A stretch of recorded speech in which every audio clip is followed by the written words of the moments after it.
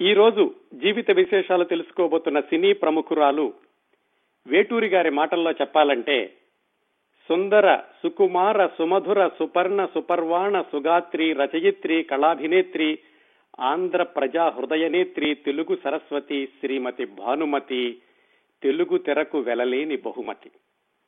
భానుమతి గారి గురించిన విశేషాలు తెలుసుకోవడం ఈ రోజు మొట్టమొదటి కార్యక్రమం కాదు. ఈ కార్యక్రమాలని క్రమం తప్పకుండా అనుసరిస్తున్న శ్రోతలకి గుర్తుండే ఉంటుంది. 3 సంవత్సరాల క్రిందట 2014లో మొదటి సినిమా శీర్షికలో భానుమతి గారి బాల్యం నుంచి ప్రారంభించి ఆమె మొదటి సినిమా వర విక్రయంలో నటించే వరకు జరిగిన విశేషాలు 2 వారాల పాటు దాదాపుగా గంట కార్యక్రమం నిర్వహించుకున్నాం. ఆ కార్యక్రమాన్ని యూట్యూబ్ లో శ్రోతలు ఎప్పుడైనా వినవచ్చు. యూట్యూబ్ కి వెళ్లి కిరణ్ ప్రభ స్పేస్ భానుమతి అని కానీ భానుమతి స్పేస్ కిరణ్ ప్రభ అని కానీ సెర్చ్ చేస్తే ఆ మొట్టమొదటి కార్యక్రమం వస్తుంది. ఇది 3 సంవత్సరాల క్రిందట మనం మాట్లాడుకున్న భానుమతి గారి మొదటి సినిమా విశేషాల వరకు ఉన్న కార్యక్రమం వేరే వినవచ్చు. ఆ కార్యక్రమం ఇప్పటికీ విన్నటువంటి సుమారు 25,000 మంది శ్రోతల్లో చాలా మంది ఏమడిగారంటే, మీరు ఆ మొదటి సినిమాతోటి ఆపేశారు, భానుమతి గారి జీవితంలో ఆ తర్వాత కూడా ఆసక్తికరమైన విశేషాలు చాలా ఉన్నాయి కదా, అవి చెప్పండి అని చాలా కాలంగా అడుగుతున్నారు నన్ను. ఇప్పటికీ మళ్ళీ ఆ కార్యక్రమానికి కొనసాగింపుగా మరొక కార్యక్రమం చేసే అవకాశం లభించింది. అందువల్ల ఈ రోజు నుంచి ప్రారంభించి భానుమతి గారి జీవిత విశేషాలు ఆ మొదటి సినిమా తర్వాత నుంచి ఆవిడ మరణించే వరకు జరిగినటువంటి కొన్ని ముఖ్యమైనటువంటి సంఘటనలు తెలుసుకుందాం. అందువల్ల ఈ రోజు కార్యక్రమాన్ని భానుమతి గారి జీవిత విశేషాలు 2వ భాగం అనుకోవచ్చు మనం. ఆ మొట్టమొదటి వారం అంటే 3 సంవత్సరాల క్రిందట జరిగినటువంటి మొట్టమొదటి కార్యక్రమంలో ఏం విశేషాలు మాట్లాడుకున్నామో క్లుప్తంగా గుర్తు చేసుకోబోయే ముందు భానుమతి గారి ప్రత్యేకతల్ని మరొక్కసారి నెమరు వేసుకుందాం. భానుమతి గారు ఇప్పటికీ 75 సంవత్సరాల క్రిందటే ఒక మధ్య తరగతి మహిళ, హై స్కూల్ చదువు కూడా దాటని మహిళ, ఆత్మవిశ్వాసంతో ఆత్మగౌరవాన్ని కోల్పోకుండా ఆత్మరక్షణకి రాజీ పడకుండా ఒక్క మహిళ ఎన్ని విజయాలు సాధించగలదో భానుమతి గారు నిరూపించారు. ఆవిడ అతి చిన్న వయసులోనే అత్యద్భుతమైన విజయాలు సాధించారు అనడానికి కొన్ని ఉదాహరణలు ఏమిటంటే, భానుమతి గారు మొట్టమొదటి సినిమాలో 14 సంవత్సరాల వయసులో నటించారు. 18 సంవత్సరాలకి ఆవిడ ప్రేమ వివాహం చేసుకున్నారు. ఆ ప్రేమ వివాహం కూడా చాలా ఈ అధునాతనమైనటువంటి యూత్ లవ్ స్టోరీస్ ఎలా ఉంటాయో అంతకు మించినటువంటి తీవ్రతతో ఉంటుంది ఆవిడ ప్రేమ వివాహం. ఆ వివరాల తర్వాత తెలుసుకుందాం. 18 సంవత్సరాలకి వివాహం అయితే 19 సంవత్సరాలకి కుమారుడు జన్మించాడు. అప్పటికే ఆవిడ సాహితీ రంగంలో కూడా అడుగు పెట్టారు. 21 సంవత్సరంలో సొంత సినిమా నిర్మించారు. 25 సంవత్సరాలకి స్టూడియో నిర్మించారు. 28 సంవత్సరాలకి దర్శకత్వం వహించారు. 29 సంవత్సరాలకి సంగీత దర్శకత్వం వహించారు. 14 సంవత్సరాల నుంచి ప్రారంభించి ఆ తర్వాత 15 సంవత్సరాల్లో ఆవిడ అధిరోహించినటువంటి శిఖరాలు ఆ రోజుల్లో ఉన్నటువంటి ఆ తర్వాత ఉన్నటువంటి ఏ మహిళా కళాకారిణితో పోల్చుకున్నా కానీ ఇప్పటికీ కూడా రికార్డు అని చెప్పుకోవచ్చు. అంతేకాకుండా తెలుగు చలనచిత్ర జీవితంలోనే కాకుండా బహుశా భారతీయ చలనచిత్ర రంగంలోనే సుదీర్ఘకాలం వెండి తెర మీద కనిపించినటువంటి నటీమణి భానుమతి గారని చెప్పుకోవచ్చు. ఎలాగంటే ఆవిడ నటించిన మొట్టమొదటి చిత్రం 1939లో విడుదలైతే రికార్డుల ప్రకారం ఆవిడ నటించినటువంటి చిట్ట చివరి చిత్రం 1998లో విడుదలైంది. అంటే సుమారుగా 60 సంవత్సరాల పాటు, మధ్యలో అక్కడక్కడ అంతరాయాలు ఉన్నా కానీ 60 సంవత్సరాల పాటు వెండి తెర మీద కనిపించినటువంటి నటీమణి భానుమతి గారు మాత్రమే అని చెప్పడంలో ఏమాత్రం సందేహం లేదు. ఇవి భానుమతి గారు సాధించినటువంటి విజయాలకి కొన్ని మచ్చు తునకలు. ఇంకా వివరాల్లోకి వెళ్తే చాలా ఉంటాయి, అవి మనం తెలుసుకుందాం. ఈ ప్రత్యేకతలే కాకుండా మొట్టమొదటి వారంలో మనం భానుమతి గారి గురించినటువంటి బాల్యం నుంచి మొట్టమొదటి సినిమా వరకు జరిగినటువంటి విశేషాలు ఏం మాట్లాడుకున్నామంటే చాలా క్లుప్తంగా గుర్తు చేసుకుందాం. భానుమతి గారు 1925 సెప్టెంబర్ 7వ తేదీన ఒంగోలు దగ్గర ఒక కుగ్రామంలో పుట్టారు. ఒంగోలులో పెరిగారు. వాళ్ళ నాన్నగారి పేరు వెంకట సుబ్బయ్య గారు, అమ్మగారి పేరు సరస్వతిమ్మ గారు. చిన్నప్పటి నుంచి కూడా వాళ్ళ కుటుంబం ఉన్నటి కుటుంబమే ఒకప్పుడు. కాకపోతే తర్వాత వాళ్ళ నాన్నగారు ఆస్తి దాయాదులు కోర్టులు ఈ వ్యవహారాల్లో వాళ్ళ నాన్నగారు ఉన్న ఆస్తి అంతా అమ్మేశారు ఆ కోర్టు కేసుల కోసమని. ఆ ఆస్తి అంతా హరించుకుపోయేసరికి దాదాపుగా చాలా పేదరికంలో పెరిగారు ఆవిడ చిన్నప్పుడు. ఈ విషయాలన్నీ భానుమతి గారు స్వయంగా వ్రాసుకున్నారు. అలా ఉండగా వాళ్ళ నాన్నగారు కుటుంబాన్ని పోషించడం కోసమని తెనాలి వెళ్లి అక్కడ కోర్టు గుమస్తాగానే ఏమో పనిచేస్తూ ఉండేవాళ్ళు. భానుమతి గారికి చిన్నప్పటి నుంచి కూడా సంగీతం నేర్పించింది వాళ్ళ నాన్నగారు వాళ్ళ అమ్మగారు. ఎందుకంటే వాళ్ళ అమ్మగారు సంగీతంలో నిష్ణాతులు. వాళ్ళ నాన్నగారు ఈ ఆస్తంతా కోల్పోయి ఆయన కుటుంబం పోషించడానికి ఇబ్బందులు పడుతుంటే వాళ్ళ అమ్మగారు చుట్టుపక్కల ఉన్న వాళ్ళందరికీ సంగీత పాఠాలు చెప్పి ఏవో కొంచెం వేడినీళ్ళకి చన్నీళ్ళు అన్నట్టుగా ఆవిడ కూడా ఆదాయం తీసుకొస్తూ ఉండేవాళ్ళు. అలాంటి నేపథ్యంలో పెరిగినటువంటి భానుమతి గారు చిన్నప్పటి నుంచే సంగీతం అంటే ఆసక్తి నేర్చుకున్నారు.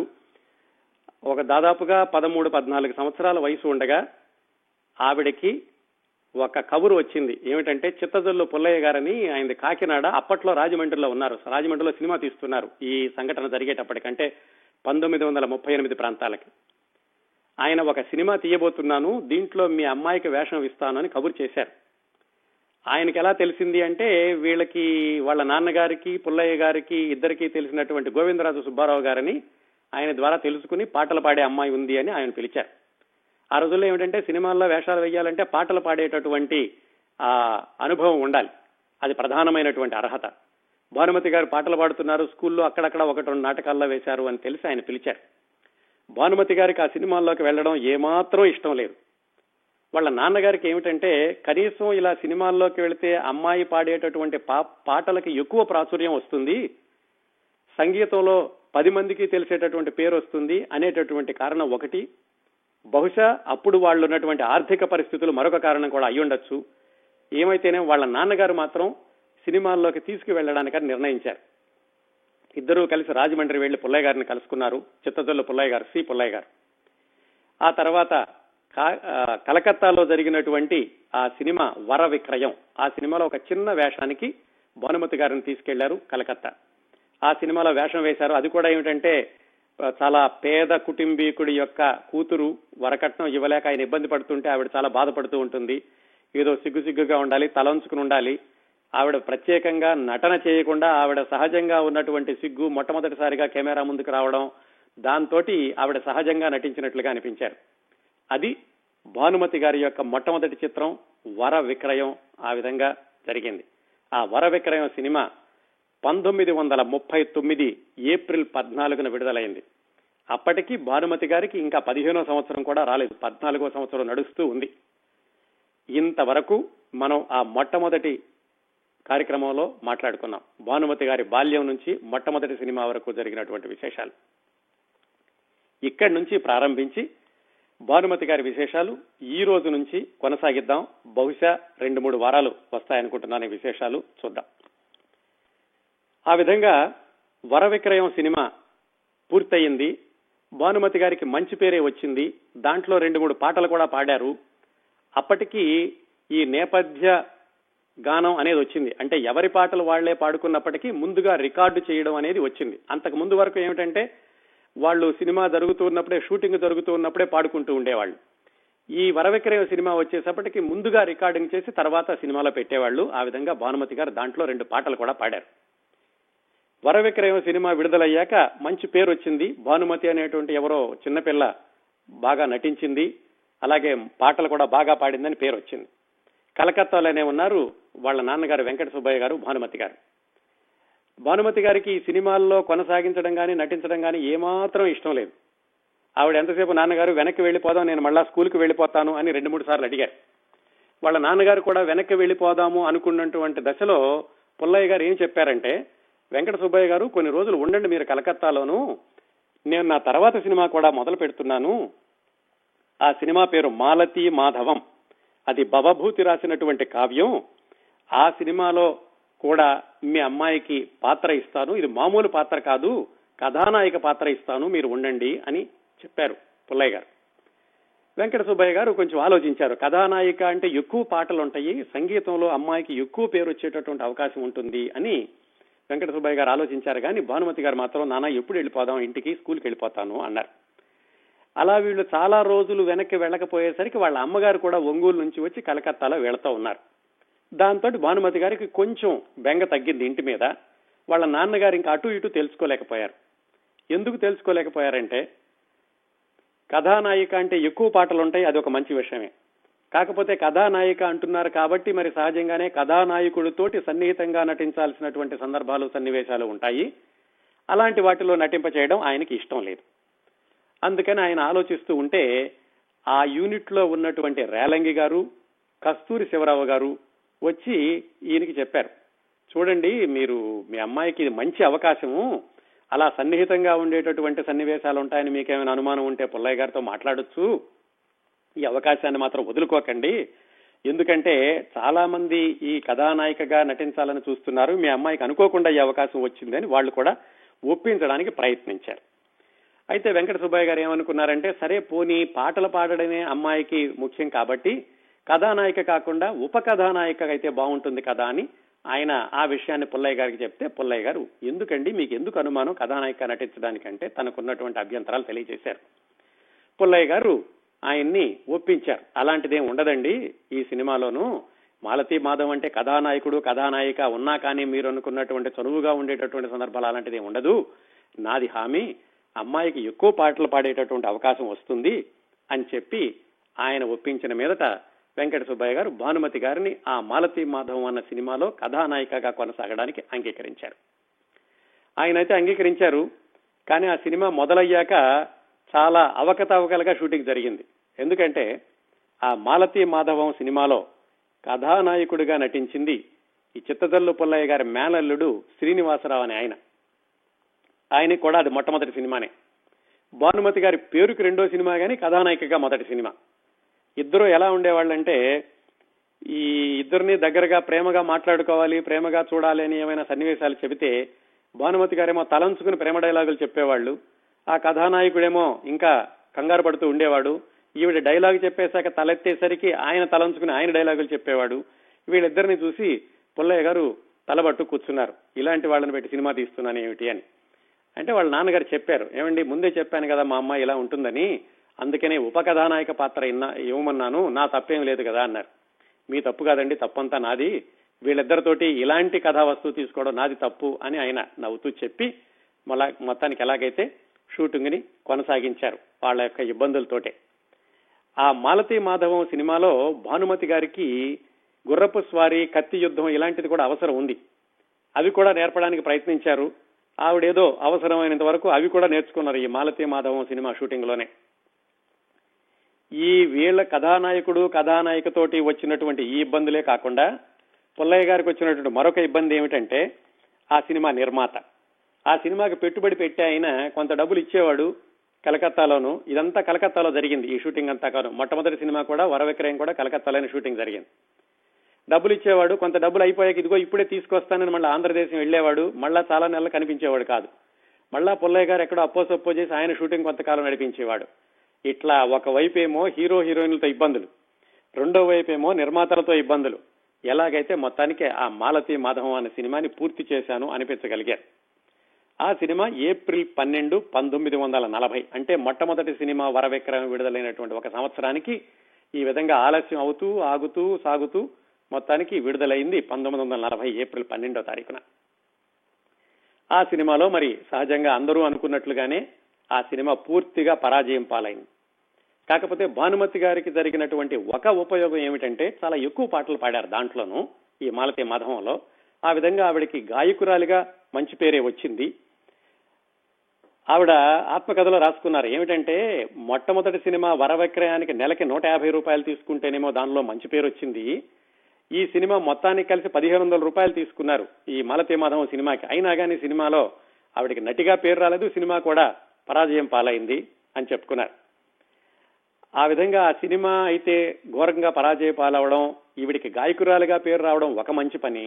రెండో మంచి పని ఏం జరిగిందంటే, ఈ మాలతీ మాధవం సినిమాకి స్క్రిప్ట్ రాసిన ఆయన పేరు మల్లాది విశ్వనాథ కవిరాజు. విశ్వనాథ కవిరాజు ఆయన పేరు, మల్లాది వాళ్ళ ఇంటి పేరు, వాళ్ళది విజయనగరం. ఆయన అప్పట్లో చాలా నాటకాలు రాశారు. ఆయన రాసినటువంటి దొంగాటకం నాటకం ఇప్పటికి కూడా చాలా ప్రసిద్ధి, 100 సంవత్సరాలైంది ఆ నాటకం రాసి. ఆ విశ్వనాథ కవిరాజు గారు మాలతీ మాధవం సినిమాకి స్క్రిప్ట్ రాయడమే కాకుండా దానిలో వేషం కూడా వేశారు. ఆ మాలతీ మాధవం షూటింగ్ జరిగేటప్పుడు భానుమతి గారి నాన్నగారు వెంకట సుబ్బయ్య గారు ఆ విశ్వనాథ కవిరాజు గారిని కలిసి, ఏమండి మీరు బాగా కథలు నాటకాలు రాశారు కదా, మా అమ్మాయి కూడా సాహిత్యం అంటే చాలా ఆసక్తి, ఇప్పటికే ఏవో ఛందస్తో పద్యాలు అవి రాస్తోంది, కథలు రాయడం ఎలాగో కొంచెం నేర్పిస్తారా మా అమ్మాయికి అని విశ్వనాథ కవిరాజు గారిని అడిగారు. చిన్నపిల్ల 14 సంవత్సరాలు ఉంటుంది, చాలా ఉత్సాహంగా నేర్చుకుంటానంటోంది అని ఆ విశ్వనాథ కవిరాజు గారు షూటింగ్ అయిపోయాక ప్రతిరోజు భానుమతి గారిని దగ్గర కూర్చోబెట్టుకుని కథలు రాయడంలో ప్రాథమిక సూత్రాలు బోధించారు. ఆయన రాసినటువంటి కథలు ఎలా రాశారు, ఆయన రాసిన నాటకాలు ఎలా రాశారు, ఇవన్నీ వివరిస్తూ జీవితంలోని నిజ జీవిత సంఘటనల్ని కథలుగా ఎలా మలచాలి అనే దాంట్లో భానుమతి గారికి మొదటి పాఠాలు చెప్పారు. ఆ విధంగా తర్వాతి రోజుల్లో అద్భుతమైనటువంటి రచయిత్రి అని పేరు తెచ్చుకున్న భానుమతి గారికి కథలు రాయడంలో మొదటి మెలకువలు కూడా ఇదిగో ఈ మాలతీ మాధవం సినిమా షూటింగ్ సమయంలోనే జరిగింది. అది ఒక ఉపయోగం. అలాగే ఆయన దగ్గర నేర్చుకున్నటువంటి మొదటి పాఠాలతో ఆవిడ రాసిన మరచెంబు అనేటటువంటి కథ అప్పట్లో వచ్చినటువంటి చిత్రగుప్త అనే పత్రికలో అచ్చు కూడా అయ్యింది ఆ తర్వాత 4-5 సంవత్సరాలకు అనుకుంటాను. ఇంకొక పరిచయం భానుమతి గారికి అంత చిన్న వయసులోనే ఆ మాలతీ మాధవం షూటింగ్ లో జరిగింది ఎవరితోనంటే విశ్వనాథ సత్యనారాయణ గారితో. అదేలా జరిగిందంటే విశ్వనాథ సత్యనారాయణ గారిని చిత్తదల్లు పుల్లయ్య గారు కలకత్తా పిలిపించారు. దేనికి? పాండురంగ మహత్యం అనేటటువంటి సినిమా స్క్రిప్ట్ రాయడానికని విశ్వనాథ సత్యనారాయణ గారిని పిలిపించారు. అయితే ఆ స్క్రిప్ట్ ఏదో కొంతవరకు రాశారు, అది చివరికి పూర్తి కాలేదు, మళ్ళా విశ్వనాథ్ గారు వెనక్కి వెళ్లిపోయారు. కాకపోతే ఆ సమయంలో భానుమతి అనేటటువంటి చిన్న పిల్లకి విశ్వనాథ సత్యనారాయణ గారు అనేటువంటి మహాకవితోటి పరిచయం ఏర్పడింది. ఆయన వెళ్లేటప్పుడు ఈ అమ్మాయి దగ్గర ఉన్నటువంటి ఆ సాహితీ పిపాసను గమనించి ఆయన వెంట తెచ్చుకున్నటువంటి చెలియలు కట్టె అనే నవలని మధుర విషాద కాళిందికి బహుమతి అని రాసి సంతకం చేసి ఇచ్చారు విశ్వనాథ సత్యనారాయణ గారు భానుమతి గారికి. ఆ తర్వాత నుంచి కూడా భానుమతి గారికి విశ్వనాథ సత్యనారాయణ గారన్నా ఆయన సాహిత్యం అన్నా చాలా గౌరవం. దానికి ఒక ఉదాహరణ ఏమిటంటే ఆ తర్వాత చాలా సంవత్సరాలకి ఈ సంఘటన జరిగినటువంటి దాదాపుగా 30 సంవత్సరాలకి విశ్వనాథ సత్యనారాయణ గారికి జ్ఞానపీఠ అవార్డు వచ్చినప్పుడు భానుమతి గారు స్వయంగా విజయవాడలో వాళ్ళ ఇంటికి వెళ్లి ఆయనకి సన్మానం చేశారు. అంతటి దీర్ఘమైనటువంటి ఆ గౌరవ పురస్కారాలు విశ్వనాథ గారి పట్ల కలగడానికి మొదటి బీజం ఇదిగో ఈ మాలతీ మాధవం అన్నటువంటి సినిమా షూటింగ్ సమయంలో జరిగింది. ఇన్ని మంచి పనులు జరిగినాయి, సినిమాకి మాత్రం మంచి పేరు రాలేదు. ఈ సినిమా అయిపోయాక ఏం జరిగిందంటే మాలతీ మాధవం ఆ నిర్మాత గారు కనపడకుండా పోయారు. దాంతో ఈ డబ్బులు తీసుకోవాల్సిన వాళ్ళందరూ కూడా అక్కడే ఉన్నారు. నిర్మాత గారు వస్తారు, డబ్బులు ఇస్తారని. కొంతమంది అయితే ఈ నిర్మాత వచ్చేదా పెట్టేదా అని వెళ్లిపోయారు కలకత్తా నుంచి. వెంకట సుబ్బయ్య గారు, భానుమతి గారు, వాళ్ళ అమ్మగారు కూడా కొంతకాలం అక్కడ వేచి చూశారు. వేచి చూశాక ఇక నిర్మాతతో వచ్చేటటువంటి సూచనలు కనిపించడం లేదు. అప్పటికి వాళ్ళ నాన్నగారికి కూడా ఆరోగ్యం సరిగా లేదు. అందుకని ఆయన ఏం చేశారంటే ఇంకా సరే వెనక్కి వెళ్ళిపోదాం, ఈ డబ్బులు వచ్చేయో పెట్టేదా ఎప్పుడు వచ్చినప్పుడు వస్తాయిలే అనుకుని వాళ్ళ అమ్మగారు, నాన్నగారు, భానుమతి గారు కలిసి వెనక్కి వచ్చేశారు. ఎక్కడికి? వాళ్ళు ఉండేటటువంటి ఒంగోలు వచ్చేశారు. వచ్చేసరికే వాళ్ళ వెంకట సుబ్బయ్య గారి పరిస్థితి సరిగా లేదు. వచ్చాక ఆయన కోలుకోవడానికి కొంత సమయం పట్టింది. ఆ సమయంలో భానుమతి గారు మరి వెళదామా స్కూల్కి ఇంకా మానదామా అని ఆవిడ ఆలోచిస్తున్న రోజుల్లోనే వాళ్ళకి ఒక ఉత్తరం వచ్చింది. ఆ ఉత్తరం ఏమిటంటే ఈ కొల్హాపూర్ నుంచి షిరాజ్ అలీ అనేటటువంటి ఒక ఆయన ఉత్తరం రాశారు. ఏమని? నేను ఇలా ఒక ధర్మపత్ని అనేటటువంటి సినిమా తీస్తున్నాను, మీ అమ్మాయి పాటలు బాగా పాడుతుంది అని తెలిసింది, దీనికి దర్శకుడు పి పుల్లయ్య గారు, మీరు గనక సమ్మతం అయితే మీ అమ్మాయికి ఈ ధర్మపత్నిలో ఒక ప్రధానమైనటువంటి పాత్ర ఉంది, మీరు ఏ విషయం తెలియచేయండి, మీరు సరేనంటే కనుక అన్ని ఏర్పాట్లు నేను చేస్తాను అని ఆ షిరాజ్ అలీ గారు ఉత్తరం రాశారు. ఆయనకి ఎలా తెలిసింది భానుమతి గారు ఇక్కడ ఉన్నారని? దానికి ఒక కారణం ఉంది. దైతా గోపాలం గారని ఆ సినిమాలు తెలుగు టాకీలు మొదలైనటువంటి కొత్తలో చక్కటి రచయిత, నటుడు, గాయకుడు, సంగీత దర్శకుడు కూడా. ఆయన వర విక్రయంలో భానుమతి గారి తండ్రి పాత్ర వేశారు. ఆయనే ఈ ధర్మపత్ని అన్న సినిమాకి పాటలు కూడా రాస్తున్నారు. ఇది కొల్హాపూర్ లో జరుగుతోంది, షూటింగ్ జరగబోతోంది. ఆయన బహుశా ఈ షిరాజ్ అలీ గారికి చెప్పారు, భానుమతి అనేటటువంటి చక్కగా పాటలు పాడే అమ్మాయి ఉంది, ఒంగోలులో ఉంటారు, వాళ్ళ కబురు చేయండి అని ఆయన చెప్పుంటారు. ఆ మాట మీద షిరాజ్ అలీ గారు వీళ్ళకి కబురు చేశారు. మరి అప్పటికే వెంకట సుబ్బయ్య గారికి ఈ సినిమా వాళ్ళతో కాస్త పరిచయాలు బాగానే ఉన్నాయి. గోవిందరాజు సుబ్బారావు గారు, చిత్తదల్లు పుల్లయ్య గారు, మరి రేలంగి, శివరావు వీళ్ళందరూ తెలుసు కదా. దాంతో వెంకట సుబ్బయ్య గారు వాకబు చేశారు. అసలు వెళితే ఎలా ఉంటుంది, ఈ పి పుల్లయ్య గారు ఎవరు, ఆయన దర్శకుడిగా ఎలా ఉంటారు ఏమిటి అని ఆయన వాకబు చేసినప్పుడు చాలా మంది ఏం చెప్పారంటే పుల్లయ్య గారు చాలా కోపిష్టండి, ఆయన బాగా విసుక్కుంటూ ఉంటారు, అందువల్ల మరి మీ అమ్మాయి బెదిరిపోతుందేమో, అసలే చిన్నపిల్ల, మీరు అనుకునేటటువంటి గౌరవం లభిస్తుందో లేదో జాగ్రత్తగా ఆలోచించుకుని వెళ్ళండి అని సుబ్బయ్య గారికి చెప్పారు.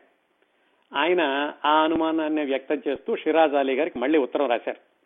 ఏమండి, మరి ఇంతవరకు అయితే మేము పుల్లయ్య గారి దగ్గర పనిచేశాము, ఆయన చక్కగా చూసుకునేవాళ్ళు మా అమ్మాయిని మమ్మల్ని కూడాను, మరి పుల్లయ్య గారి గురించి అందరూ ఇలా చెబుతున్నారు, మాకు అనుమానంగా ఉంది రావడానికి అని రాస్తే ఆ షిరాజ్ అలీ గారు మళ్ళీ వెంటనే కబురు చేశారు, అలాంటిదేం ఉండదండి, మిమ్మల్ని చాలా గౌరవంగా చూసుకుంటాము, పుల్లయ్య గారు కూడా మీరు అనుకునేటంతటి భయంకరమైనటువంటి వ్యక్తి ఏమీ కాదు, ఆయన కూడా చాలా మంచిగా ఉంటారు అందరితోటి అని షిరాజ్ అలీ గారు ఎలాగైతే వెంకట సుబ్బయ్య గారిని ఒప్పించారు. ఒప్పించాక ఆయన కూడా ఏమిటంటే, మరి అమ్మాయికి సినిమాలో ప్రధాన పాత్ర అంటున్నారు, ఇంకా ఎక్కువ పాటలు పాడే అవకాశం వస్తుంది అని ఆయన ఒప్పుకున్నారు. దాంతో భానుమతి గారి యొక్క 3వ చిత్రం ప్రధాన పాత్ర ధరించేది ధర్మపత్ని. ఆ సినిమా షూటింగ్ కోసమని ఒంగోలు నుంచి బయలుదేరి కొల్హాపూర్ వెళ్లారు. ఆ రోజుల్లో, మరి ఈ రోజుల్లో కూడా అలాగే ఉందేమో, కొల్హాపూర్ వెళ్లాలంటే ఒంగోలు నుంచి ముందు బెజవాడ వెళ్లి అక్కడి నుంచి గుంతకల్లు వెళ్లేటటువంటి రైలు ఎక్కి గుంతకల్లులో దిగి అక్కడి నుంచి హుబ్లీ వెళ్లి అక్కడి నుంచి మీరజ్ వెళ్లి అక్కడి నుంచి కొల్హాపూర్ వెళ్ళాలి. మొత్తానికి ఎలాగైతే అన్ని సర్దుకుని వెంకట సుబ్బయ్య గారు, భానుమతి గారు ఇన్ని ప్రయాణాలు చేసి కొల్హాపూర్ వెళ్లారు. కొల్హాపూర్ వెళ్ళాక ఆ తెల్లవారుజామున ఎప్పుడో ట్రైన్ దిగారు. ట్రైన్ దగ్గరికి వీళ్ళని రిసీవ్ చేసుకోవడానికని ఒక పొట్టిగా బట్టతల్లో లావుగా ఉన్నటువంటి ఒక వ్యక్తి వచ్చాడు. ఆయనతో వెంకట సుబ్బయ్య గారు దూరంగా మాట్లాడారు. భానుమతి ఇంకా అప్పుడే రైల్లో నుంచి దిగుతున్నారు. ఆయన కారు తీసుకొచ్చాడు. కారులో సామానంతా పెట్టి ఆయన కారు స్టార్ట్ చేస్తుంటే భానుమతి వెనకాల నుంచి, డ్రైవర్ ఆగాగు, కారు మొదలు స్టార్ట్ చేయమాకు, ఇంకా లగేజ్ ఎక్కించాలన్నారు. వాళ్ళ నాన్నగారు, అమ్మ తప్పు, అలా అనకూడదు, ఈయన డ్రైవర్ కాదు, ఈయనే పుల్లయ్య గారు అని చెప్పారు. ఆవిడకి తల తీసేసినంత పని, చిన్నపిల్ల అనుకోండి, 15-16 సంవత్సరాలు. అప్పుడు పుల్లయ్య గారు చెప్పారు, అమ్మ నా గురించి మీ నీకు చాలా మంది భయపడుతూ చెప్పుంటారు, నేను చాలా భయపెడతానని చెప్పుంటారు, నేను అలాంటి వ్యక్తిని కాదు, నేను కూడా మామూలు మనిషినే, మీతో చాలా స్నేహంగా ఉంటాను అని తెలియజేయడానికి అని నేనే వచ్చాను మిమ్మల్ని రిసీవ్ చేసుకోవడానికి అని పుల్లయ్య గారు చెప్పి వాళ్ళిద్దరిని తీసుకుని వాళ్ళు ఉండేటటువంటి భవనానికి ఎక్కడికో తీసుకెళ్లారు. ఆ విధంగా 1940 ప్రాంతాల్లో, బహుశా 1940 చివరిలోనే ఎప్పుడు అయి ఉంటుంది, ఆ ప్రాంతాల్లో ఈ ధర్మపత్ని అనేటటువంటి సినిమా షూటింగ్ కి భానుమతి గారు వాళ్ళ నాన్నగారు కొల్హాపూర్ వెళ్లారు. ఈ ధర్మపత్ని సినిమాలో భానుమతి గారు ప్రధానమైన పాత్ర ధరించారు. దాంట్లో ఇంకో ప్రధానమైన పాత్ర, అంటే మొదటి ప్రధానమైన పాత్ర పుల్లయ్య గారి భార్య శాంతకుమారి గారిది. శాంతకుమారి గారి తర్వాత భానుమతి గారికి ప్రధానమైన పాత్ర. దాంట్లో చాలా ఎక్కువ పాటలు పాడారు. ఈ ధర్మపత్నిలో పాడినటువంటి పాటలకి భానుమతి గారికి మంచి పేరు కూడా వచ్చింది. అనురాగము లేక ఆనందము ప్రాప్తించున, నిలు నిలుమా నీలవర్ణ, ఇలాంటి పాటలు చక్కగా ఉన్నాయి. అలాగే కథ కూడా ఆ రోజులతో పోలిస్తే చాలా విప్లవాత్మకమైనటువంటి కథ ఈ ధర్మపత్ని కథ. ఆ సినిమాలో కూడా భానుమతి గారికి చాలా మంచి పేరు వచ్చింది. ఆ సినిమా జనవరి 10, 1941 విడుదలైంది. వరవిక్రయం 1939 ఏప్రిల్, మాలతీ మాధవం 1940 ఏప్రిల్ అయితే ధర్మపత్ని జనవరి 10, 1941 విడుదలైంది. ఈ విధంగా భానుమతి గారి యొక్క 3 సినిమాలు పూర్తయినాయి. మొట్టమొదటి సినిమాలో మంచి పేరు వచ్చింది, రెండో సినిమాలో కథానాయిక అయినప్పటికీ పేరు రాలేదు, మూడో సినిమాలో ప్రధాన పాత్ర మంచి పేరు వచ్చింది. ఇంకా ఈ ధర్మపత్ని షూటింగ్ సమయంలో జరిగినటువంటి కొన్ని విశేషాలు ఏమిటంటే, ధర్మపత్నిలో భానుమతి గారిది పెద్ద పాత్ర, ఆవిడని చాలా జాగ్రత్తగా చూసుకుంటున్నారు, ప్రధానమైన పాత్ర కాబట్టి చాలా గౌరవంగా చూస్తున్నారు. విడిగా వాళ్ళ నాన్నగారు ఆవిడ ఉండడానికి ఇల్లు అది ఇచ్చారంతా బాగుంది. ఆ సినిమా షూటింగ్ జరిగేటప్పుడు గుడివాడ నుంచి ఒక 16-17 సంవత్సరాలు ఉన్న కుర్రవాడు కూడా సినిమాలో వేయడానికి వచ్చాడు. ఆ కుర్రవాడి యొక్క అన్నయ్య ఆ కుర్రాడిని సినిమాలో చేర్పిద్దామని చాలా రోజులుగా ప్రయత్నిస్తున్నారు. ఆ కుర్రాడికున్న అర్హత ఏమిటి సినిమాలో చేరడానికి? అప్పటికే ఆయన వేదికల మీద ఆడవేషాలు వేస్తున్నాడు. తమ్ముడిని ఎలాగైనా చేర్పిద్దాము అని ఎక్కడితో రికమెండేషన్ లెటర్ తీసుకుని వాళ్ళ అన్నయ్య గారు గుడివాడ నుంచి ఆ కుర్రాడిని కొల్హాపూర్ పంపించారు. అందులో చిన్న పిల్లడి వేషం కోసమని ఆ కుర్రాడు వచ్చాడు. తీరా కొల్హాపూర్ వచ్చాక పుల్లయ్య గారు ఆ కుర్రాడిని చూసి, నువ్వు చాలా పెద్దవాడివిరా, దీనికి పనికిరావు రా అంటే ఆయన అలాగే పిలిచేవాళ్ళండి పుల్లయ్య గారు. ఇంకా బూతు మాటలు కూడా మాట్లాడేవాళ్ళట. ఆయన పిలిచి, సరే నువ్వు పెద్దవాడి అబ్బాయి, నువ్వు ఈ చిన్న వేషానికి పనికిరావు, సరే ఎలాగో ఇంత దూరం వచ్చావు కదా, మా దగ్గర పిల్లలందరూ కలిసి పాడే పాట ఒకటి ఉంది, ఆ పాటలో నువ్వు కూడా ఓ పద్యం పాడుదువు గాని అని ఆ కుర్రాడికి ఏదో చిన్న గుంపులో గోవింద అన్నట్టుగా ఒక చిన్న వేషం ఇచ్చి ఓ పాట పాడిచ్చారు. ఆ కుర్రవాడే అక్కినేని నాగేశ్వరరావు గారు. అక్కినేని నాగేశ్వరరావు గారి మొట్టమొదటి సినిమా చాలా ఏమాత్రం ప్రాధాన్యత లేనటువంటి ఒక చిన్న బృందంలో ఒక కుర్రవాడిగా వేసింది. ఈ ధర్మపత్ని సినిమాలో భానుమతి గారు ప్రధాన పాత్ర ధరించింది. ఆ తర్వాత రోజుల్లో వాళ్ళిద్దరూ బాటసారి లాంటి అద్భుతమైన సినిమాలో కలిసి నటిస్తామని, ఇద్దరూ కూడా తెలుగు చలనచిత్ర సీమలో అద్భుతమైన పేరు తెచ్చుకుంటామని వాళ్ళిద్దరికీ తెలియదు. ఇంకా ఈవిడికేమో 16 సంవత్సరాలు, ఆయనకేమో 17 సంవత్సరాల వయసు మాత్రమే. అక్కినేని నాగేశ్వరరావు వాళ్ళిద్దరూ పరిచయం అయిందో లేదో కూడా తెలియదు ఆ షూటింగ్ లో. ఎందుకంటే భానుమతి గారు ప్రధానమైనటువంటి పాత్ర, ఈ కుర్రవాడు ఏదో చిన్న పాత్ర వేసి వెళ్లిపోయాడు. అది ఒక ప్రముఖుడు ఈ సినిమాలో, తర్వాత రోజుల్లో ప్రముఖుడు ఈ సినిమాలో నటించింది. ఇంకొక ఆయన ఈ ధర్మపత్ని సినిమాకి మాటలు రాసిన ఆయన తెనాల నుంచి వచ్చారు. సన్నగా పొడవుగా గాలేస్తే పడిపోయినట్టు ఉండేవాళ్ళు. ఆయన ఈ సినిమాకి మాటలు రాశారు. అది కూడా మొట్టమొదటి అవకాశం సినిమాలో మాటలు రాయడానికి. ఆయన రాసేటటువంటి మాటలు ఎలా ఉన్నాయంటే తెనాలిలో వాళ్ళు మాట్లాడుకున్నట్టు ఉండేవి. ఉదాహరణకి చెయ్యమాకు, చెప్పమాకు, నడవమాకు ఇలా రాశాడు. అది విన్నటువంటి భానుమతి గారు నాన్నగారు వెంకట సుబ్బయ్య గారు, ఏమండి మీరు తెనాలి యాసలో రాస్తున్నారు, ఇలా కాదు, ఆంధ్రదేశం అంటే అర్థం అవ్వాలంటే కనుక చెయ్యొద్దు, చెప్పొద్దు, నడవద్దు, ఇలా ఉండాలి, మీ ప్రాంతీయ భాషలో రాయొద్దు అని ధైర్యంగా చెప్పారు. పుల్లయ్య గారు కూడా అన్నారట, వెంకట సుబ్బయ్య గారు యువర్ బ్రూటల్లీ ఫ్రాంక్ అని. అలా చెప్పించుకుని ఆ మాట మార్చారనుకోండి. తర్వాత ఆయన ఆ మాటల రచయితే తర్వాత రోజుల్లో విజయ ప్రొడక్షన్స్ లో చాలా ప్రముఖమైనటువంటి పాత్ర వహించిన చక్రపాణి గారు. ఆ తర్వాత రోజుల్లో మళ్ళా మిస్సమ్మ సినిమాలో భానుమతి గారు, చక్రపాణి గారు విభేదాలు, భానుమతి గారు తప్పుకోవడం, అదంతా వేరే కథ అనుకోండి. అలాగే చక్రపాణి గారు పెట్టినటువంటి యువ, ఆ పత్రికల్లో భానుమతి గారు చక్కటి కథలు రాయడం, అదంతా భవిష్యత్తు ఈ సినిమా జరిగే సమయానికి. ఎందుకు చెప్పానంటే ఇవి ఈ ధర్మపత్ని సినిమాలోనే అక్కినేని నాగేశ్వరరావు గారు, చక్రపాణి గారు, భానుమతి గారు కలిసి ఉండడం, అప్పటికి భానుమతి గారు ప్రసిద్ధమైనటువంటి చాలా ఒక మాదిరి పేరు తెచ్చుకుని ఉండడం, వీళ్ళిద్దరూ కొత్త వాళ్ళు కావడం విశేషం. ఇంకొక వ్యక్తి ఈ సినిమా కూడా పనిచేసినటువంటి ప్రముఖ రచయిత కొడవటిగంటి కుటుంబరావు గారు. ఆ కొడవటిగంటి కుటుంబరావు గారు తర్వాత రోజుల్లో చందమామలో పనిచేయడం, చక్రపాణి గారు చందమామ ప్రారంభించడం, అదంతా తర్వాత చరిత్ర. అంత ఘనమైన చరిత్రకి పునాది ఇదిగో ఈ ధర్మపత్ని చిత్రంలో 1941లో జరిగింది. అలా భానుమతి గారికి దగ్గరగా పరిచయం కానప్పటికీ చక్రపాణి గారు, అక్కినేని నాగేశ్వరరావు గారు కూడా పనిచేసిన సినిమా ఈ ధర్మపత్ని. చక్రపాణి గారట ఈ అక్కినేని నాగేశ్వరరావు గారి చురుకుదనం చూసి మరి ఏమనుకున్నారో ఏమో అందరికీ చెప్పేవాళ్ళట, ఈ కుర్రవాడికి చాలా భవిష్యత్తు ఉంది, భవిష్యత్తులో చాలా పెద్ద పేరు తెచ్చుకుంటాడు, ఏ రంగంలో అని మాత్రం చెప్పలేదు ఆయన. అంతగా మరి అక్కినేని నాగేశ్వరరావు గారు చక్రపాణి గారికి ఎందుకు నచ్చారో అక్కినేని నాగేశ్వరరావు గారే రాసుకున్నారు. నాలో ఏమి నచ్చిందో కానీ చక్రపాణి గారు అందరికీ చెప్పేవాళ్ళు నేను చాలా పేరు తెచ్చుకుంటానని అని. ఈ సినిమా షూటింగ్ అంతా సవ్యంగా అయిపోయి వెనక్కి వెళ్లేటప్పుడు పారితోషికం ఇచ్చేటప్పుడు భానుమతి గారు వాళ్ళ నాన్నగారితో చెప్పారట, నాన్నగారు నేను అమ్మ పూజ చేసుకునేటప్పుడు పూజ సామాగ్రిలో చూశాను వెండి నాణ్యాలు ఉంటాయి, మనం ఈ డబ్బులు బదులుగా వెండి నాణ్యాలు తీసుకెళ్తే ఎలా ఉంటుంది అని. సరే చిన్నపిల్ల అడిగింది కదా అని ఆయన కూడా మళ్ళా ఆ నిర్మాత గారినో ఆ దర్శకుడు గారినో అడిగారు, ఏమండి మీరు మాకు ఇవ్వాల్సిన డబ్బులన్నీ వెండి నాణ్యాల్లో ఇవ్వండి అని. వాళ్ళు వీళ్ళకి ఇవ్వాల్సినటువంటి పారితోషికం బదులుగా వెండి నాణ్యాలు తెప్పించారు. అవి ఎన్నైనాయి, చిన్న చిన్న గోతాలు, ఓ పెద్ద సంచులు లాంటివి 2-3 సంచులైనవి. ఆ సంచులన్నీ మోసుకుని ఆ భానుమతి అనేటటువంటి 16 సంవత్సరాల అమ్మాయి మొత్తానికి ఇంటికి తెచ్చుకుంది ఆ సంచులన్నిటి.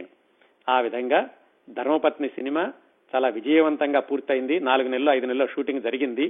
ఆవిడకి కూడా మంచి పేరు వచ్చింది భానుమతి గారికి. ఆవిడ పాడిన పాటలకు కూడా మంచి పేరు వచ్చింది. ఇప్పటికి కూడా భానుమతి గారి పాటల మీద బాగా కూలంకషంగా అధ్యయనం చేసిన వాళ్ళకి ధర్మపత్నిలోని పాటలు కూడా బాగా నచ్చుతాయి.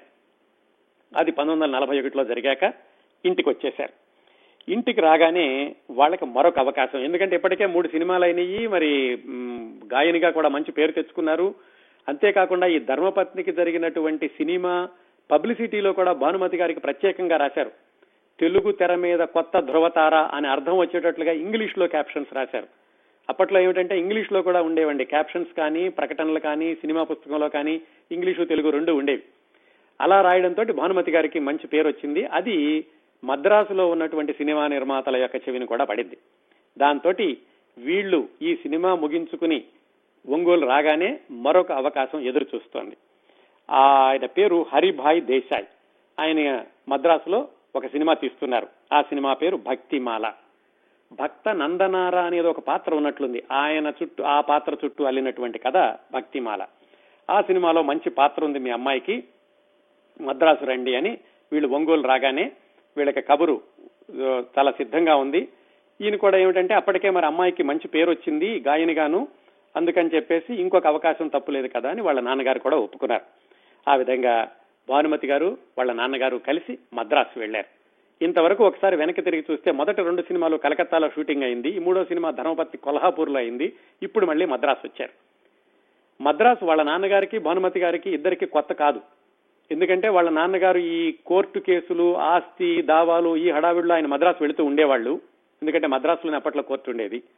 భానుమతి గారు కూడా ఏంటంటే ఒకసారి ఈ సంఘటన జరగడానికి 3 సంవత్సరాల క్రిందట వెంకట సుబ్బయ్య గారు అమ్మాయిని వెంట పెట్టుకుని తీసుకెళ్లారు. ఎందుకంటే అక్కడ మాలపిల్ల అనేటటువంటి సినిమా షూటింగ్ జరుగుతోంది, దాంట్లో గూడవల్లి రామబ్రహ్మం గారికి చెప్పి ఏమైనా వేషం ఉంటే బాగుంటుందని గోవిందరాజు సుబ్బారావు అనేటటువంటి వాళ్ళ నాన్నగారి మిత్రుడు చెప్పడంతో ఒకసారి తీసుకెళ్లారు కూడా నీ అమ్మాయిని. తీసుకెళ్తే మీ అమ్మాయి చాలా చిన్నపిల్ల, అటు ఇటు కాని వయసు, నా దాంట్లో ఏమీ లేదని వెనక పంపించారు. అది మొదటి అవకాశం భానుమతి గారు మద్రాసు వెళ్ళింది. ఇదిగో ఇప్పుడు నిజంగా సినిమాలో అవకాశం వెళ్ళడం రెండవ అవకాశం. ఇది భానుమతి గారికి 4వ సినిమా. ఈ భక్తిమాల సినిమా షూటింగ్ దీంట్లో ఒక విశేషం ఏం జరిగిందంటే, ఆ సినిమాలో డాన్స్ చేయాల్సినటువంటి సందర్భాలు కొన్ని ఉన్నాయి. దాంతో డైరెక్టర్ ఆయన పేరు హరిభాయ్ ఆర్ దేశాయ్. ఆయన అమెరికన్ రిటర్న్ ఆ రోజుల్లోనే. ఆయన ఏం చెప్పారంటే, మరి ఈ పాత్రకి డాన్స్ కావాలండి, మీ అమ్మాయికి డాన్స్ నేర్పిస్తాము అన్నారు. రాదని వాళ్ళకి తెలుసు. వెంకట సుబ్బయ్య గారు ఏమనుకున్నారంటే, సరే ఇప్పటికీ అమ్మాయి కథలు రాస్తోంది, సంగీతం తెలుసు, సాహిత్యం తెలుసు, డాన్స్ కూడా నేర్చుకుంటే బాగుంటుంది కదా అని వెంపటి పెద్ద సత్యం గారు వస్తే ఆయనకి పరిచయం చేశారు. మా అమ్మాయికి ఇలా లలిత కళలతో పరిచయం ఉంటుందండి, డాన్స్ మాత్రం నేర్పించండి అని. ఆ దర్శకుడు కూడా చెప్పారు వెంపటి పెద్ద సత్యం గారికి నేర్పించండి అని. ఆయన కూడా ఏమనుకున్నారంటే, సరే అమ్మాయికి సంగీతం సాహిత్యం తెలుసు కదా, డాన్స్ నేర్పడం ఎంత పనిలే, సరే అలాగేనమ్మా నేర్పుతానన్నారు. మొత్తానికి వెంపటి పెద్ద సత్యం గారి శిష్యరికంలో భానుమతి గారు ఆ విధంగా 4వ సినిమాకి డాన్స్ నేర్చుకోవడం ప్రారంభించారు. అది ఒక పట్టాన కురుకుడు పడలేదు. అప్పటికే మాలతీ మాధవంలో ఆవిడ కత్తి యుద్ధం, గుర్రపు స్వారీ నేర్చుకుని ఉన్నారేమో. దాంతో ఆవిడ డాన్స్ చేయమంటే కనుక అన్ని అలాంటి కొన్ని కఠినమైనటువంటి ఫోజులే పెట్టేవాళ్ళు, కానీ లలితమైనటువంటి ఈ భంగిమలేమి ఆవిడకి వచ్చేవి కాదు. దాంతో వెంపటి పెద్ద సత్యం గారు కూడా తలబట్టుకున్నారు, ఇదేమిటి ఈ అమ్మాయికి నేను డాన్స్ ఎలాగా నేర్పాలని. ఏ భంగిమ పెట్టమన్నా కానీ ఆవిడ మగవాడి భంగిమలాగా ఉండేది, కానీ అందులో లాలిత్యం ఉండేది కాదు. మొత్తానికి ఎలాగో అయిందనిపించారు. దర్శకుడికి చెప్పారు, ఏమండి ఇంతకంటే ఈవిడికి నేను డాన్స్ నేర్పలేను, ఇంతే వస్తోంది అని. భానుమతి గారు కూడా ఏమిటంటే డాన్స్ అనేసరికి ఆ భంగిమలు పెట్టడం, హావభావాలు ఇవన్నీ కొంచెం కృత్రిమంగా అనిపించేవి. అందుకని ఆవిడ కూడా దాని మీద పెద్దగా మనసు పెట్టలేదు. పెద్ద నృత్యం నేర్చుకుని పెద్ద నృత్యతారణ అవ్వాలని లేదు ఆవిడికి. దాంతో ఆ సినిమా షూటింగ్ ఎలాగో అయ్యింది. సినిమా షూటింగ్ అయ్యాక ఆ సినిమా యొక్క రివ్యూ రాస్తూ దాంట్లో ఏం రాశారంటే, కీళ్ల నొప్పులతో నుంచున్నట్లుగా ఉంది ఈవిడ డాన్స్ చేసేటప్పుడు, కీళ్ల నొప్పుల భంగిమల బాలతార భానుమతి అని కూడా రాశారు ఆవిడ గురించి. పెద్దగా ఆవిడేం బాధపడలేదు, ఎందుకంటే డాన్స్ రాదని ఆవిడికి తెలుసు, వాళ్ళ నాన్నగారికి తెలుసు. కాకపోతే ఈ భక్తిమాల సినిమాలో కూడా చక్కగా పాటలు పాడేటటువంటి అవకాశం వచ్చింది. మరికొన్ని పాటలు వచ్చినాయి. వీటన్నింటితోటి నటిగా కొంచెం పేరు వస్తోంది. అలాగే గాయనిగా ఇంకా ఎక్కువ పేరు వస్తుంది భానుమతి గారికి. ఈ విధంగా 4 సినిమాలు పూర్తయినాయి. ఈ 4వ సినిమాతో ఇంకొక ఉపయోగం ఏమిటంటే, భానుమతి గారికి ముదిగొండ లింగమూర్తి అని ఒక పెద్ద ఆయనతోటి పరిచయం ఏర్పడింది భానుమతి గారికి, వాళ్ళ నాన్నగారికి.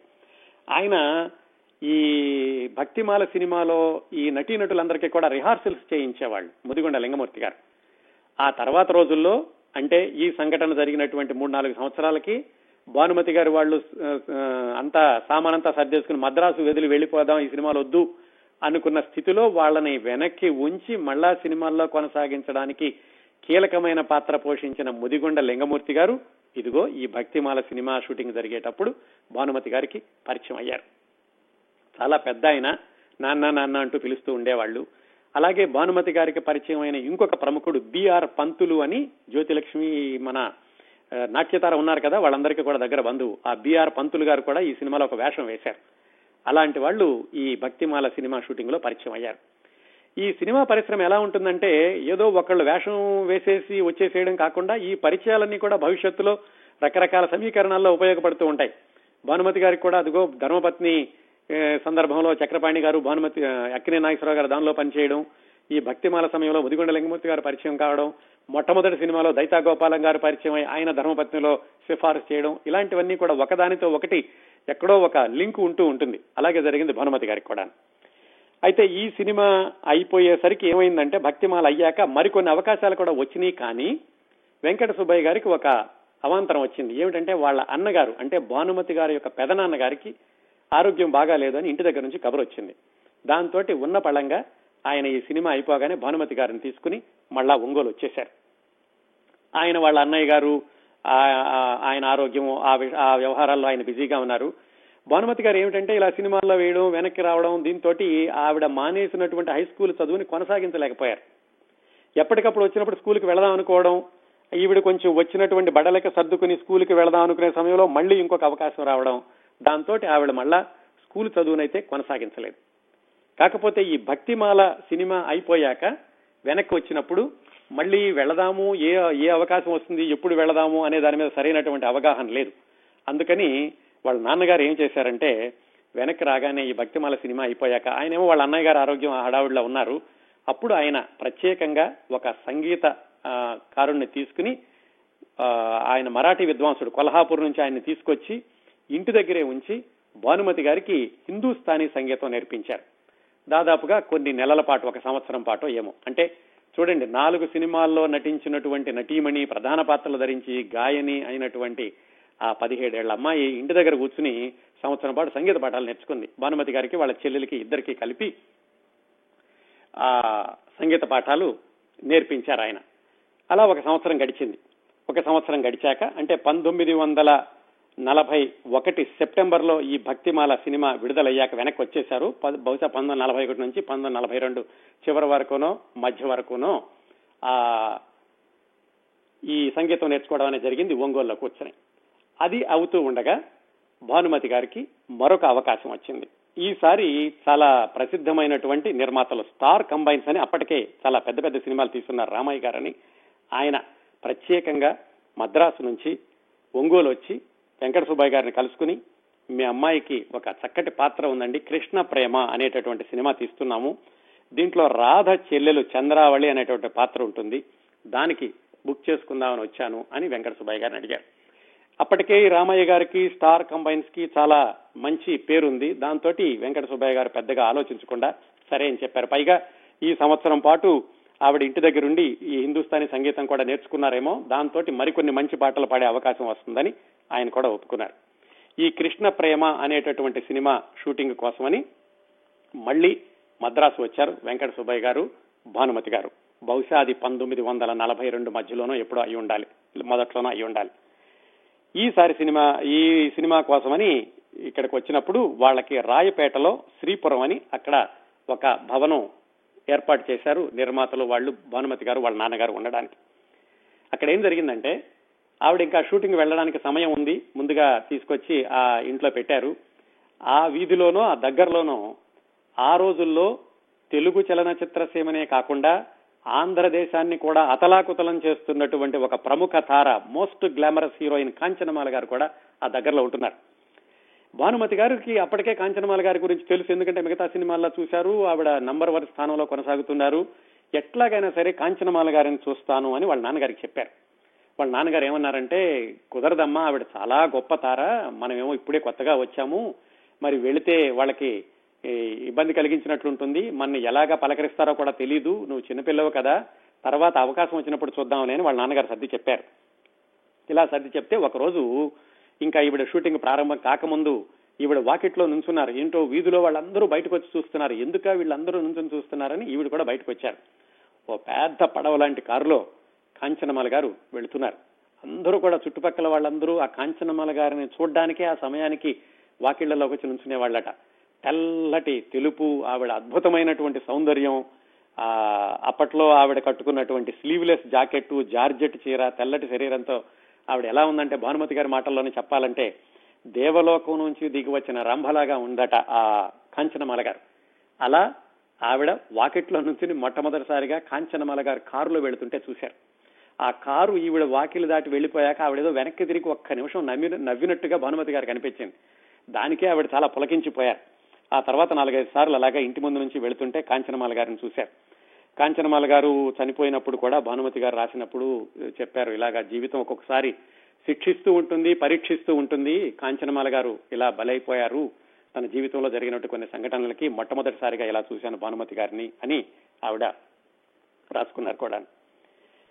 వీళ్ళు వెళ్ళినటువంటి 4వ రోజునో 5వ రోజునో ఈ కృష్ణ ప్రేమ అనేటటువంటి సినిమాకి సంబంధించి భానుమతి గారి పాత్ర గురించి పాటల గురించి మాట్లాడడానికని ఒక సమావేశం ఏర్పాటు చేశారు నిర్మాతలు, దర్శకులు.